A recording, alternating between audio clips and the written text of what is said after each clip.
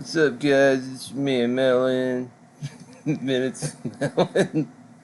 Hit that like and subscribe. So dumb. So, Biden just did some dinner or something. Oh, the White House Correspondents Dinner, yeah.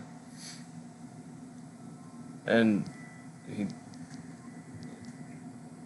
he's doing the what's it called? The illusion of truth, or illusory truth effect, which is also known as the reiteration effect. They just keep saying the same lie over and over until it becomes true. So I just thought this was funny because all this shit's been debunked, but they just keep saying it over and over to make you believe it. And the sad thing is half the people do fucking believe it. It's sad. So the first one's like the bloodbath thing, which was fucking debunked on like day one. And then the next one is, well, here, we'll just start it. I'll have to turn it all the way up because he fucking mumbled. The American people must answer this year. And you, the press, play a critical role in making sure the American people have the information they need to make an informed decision. So he's talking about the press and making sure that the people have an informed decision. So that's kind of bullshit, but I'll show you what I'm talking about. A defeated former president has made no secret of his attack on our democracy. He said he wants to be a dictator on day one, and so much more. He tells... Okay, so he said he wants to be a dictator on day one, right? Okay. Under no circumstances, you are promising America tonight. Under no circumstances, you are promising America tonight. You would never abuse power as retribution against anybody. Except for day one. Except Look, for? he's going crazy. Except for day one. Meaning? I want to close the border, and I want to drill. That's not retribution. I'm gonna be, you know, he keeps, we love this guy. He says, you're not gonna be a dictator, are you? I said, no, other than day one. We're closing the border, and we're drilling. After that, I'm not a dictator, So okay? that sounds to me like you're going back to the... That doesn't really sound like a dictator, but, you know, you gotta be a dictator to close the border, which makes sense. We have an open fucking border right now. I think they let in like 300,000 people last month. That's insane. That we know about. That we know about. It's probably double. Alright, next lie. Supporters, he is their revenge and retribution. When in God's name have you heard of another president say something like that? And he promised a bloodbath when he loses again. We have to take this seriously. Look at Biden's face.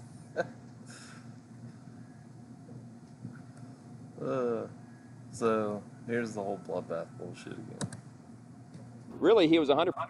So you literally, if you type it in, you have to scroll past like 40 videos to even find like anything truthful. But here's the speaker talking about it. Really, he was 100% correct. Really, he was 100% correct, and I think what he was saying at the rally reflects what most of the American people understand and believe. If these misguided policies of the Biden administration are allowed to continue, not only will we see a bloodbath in the auto industry, which we are seeing, we will see a bloodbath in our energy industry as well, and in all the other sectors of our economy too.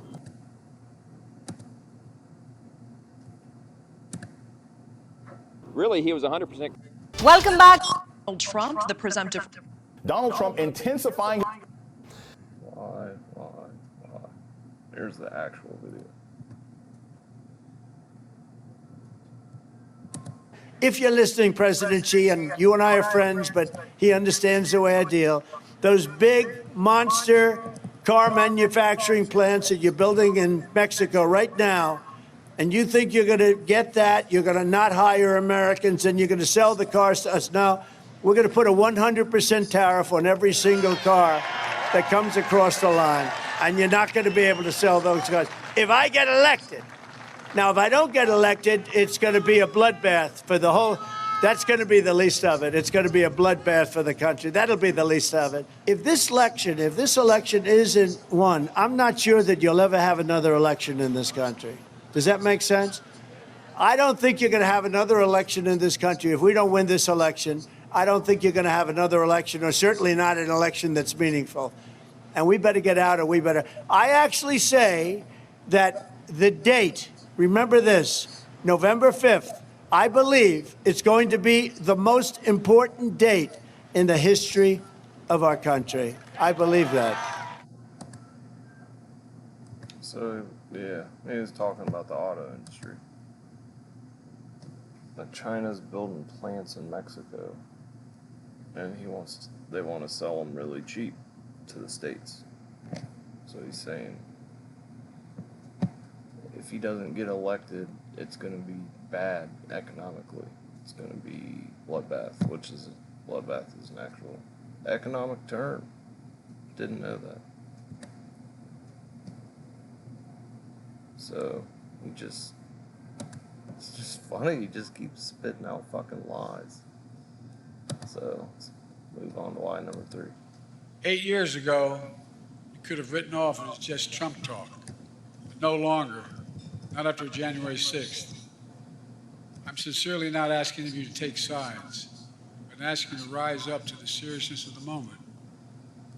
Move past the horse race numbers, the gotcha moments, the distractions, the sideshows that have come to dominate and sensationalize our politics. And focus on what's actually at stake. And I think in your hearts you know what's at stake. The stakes couldn't be higher. Every single one of us has a role to play, a serious role to play, making sure democracy endures, American democracy. I have my role, but with all due respect, so do you. In the age of disinformation, credible information that people can trust is more important than ever. And that makes you, and I mean this from the bottom of my heart, makes you more important than ever. So tonight, I'd like to make a toast. So, January 6th. Which, that's a whole nother video in itself, but there's a bunch of people, like whistleblowers and shit, coming out saying that they lied. The original January 6th committee suppressed all this information, but they just keep lying over and over again until you believe it. Report shows the January 6th committee suppressed testimony that showed Trump push for National Guard presence on that day. So the January 6th committee suppressed information. Trump did, in fact, offer 10,000 National Guard troops to secure the Capitol, which that offer was turned down. Governor, what do you make of all of this?